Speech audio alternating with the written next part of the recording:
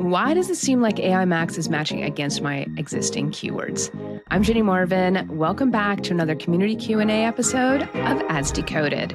In a recent AMA with Paid Search Association members, including Brad Geddes, Jeremy Krantz, Sarah Steeman, and many others, I tackled pressing AI Max questions.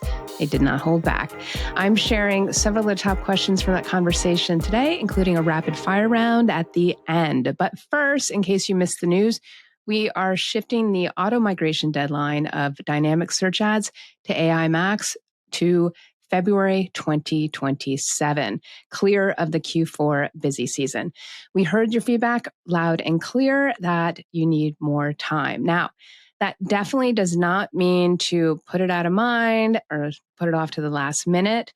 The manual upgrade tools are now largely rolled out, and we strongly recommend using them so you can maintain full oversight and control of the migration process. Look for those tools in dynamic search ad settings under other settings at the campaign level. Okay, now on to the AMA questions.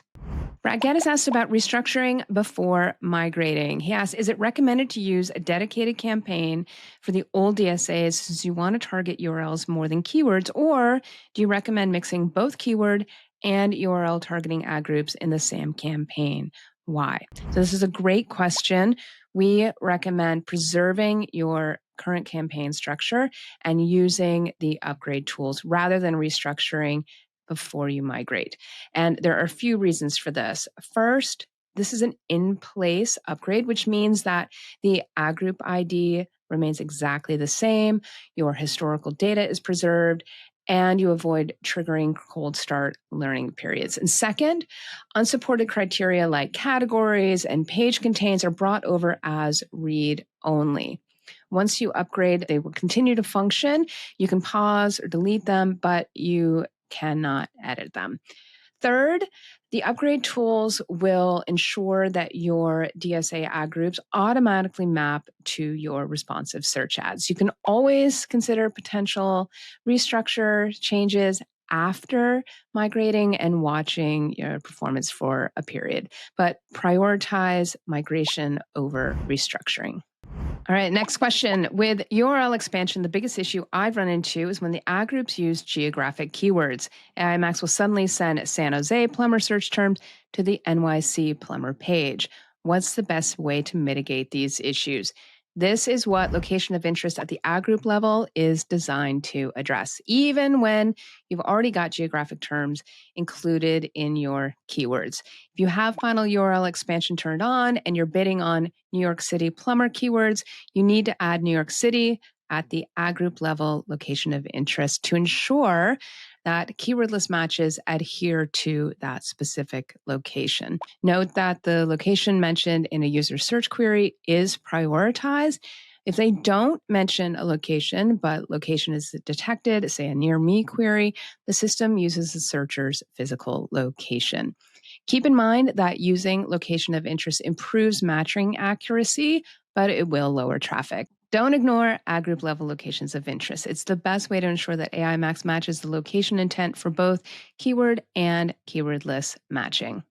Moving on to conversion thresholds, this comes up often. The question was, there are mixed recommendations on the number of conversions you need before implementing AI Max.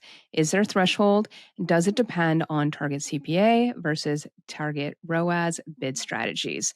The short answer is no. There is no minimum conversion volume threshold for opting campaigns that are using smart bidding into AI Max. But keep this in mind. AI Max is designed to be expansionary. So if your budget is currently capped or limited, it just won't have the headroom or flexibility that it needs to find additional queries and conversions. So ensure that your campaign is not limited by budget and use your CPA or ROAS targets to manage your campaign spend, just as you would in a regular search campaign without AI Max enabled.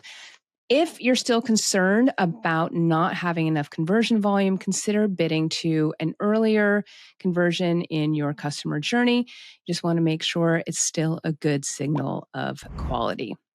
All right, let's end with a rapid fire round. Quick questions, quick answers. Number one, we are in a regulated industry. Is there any way to ensure a line or a disclaimer is displayed? Yes. At long last, we recently announced text disclaimers for search ads.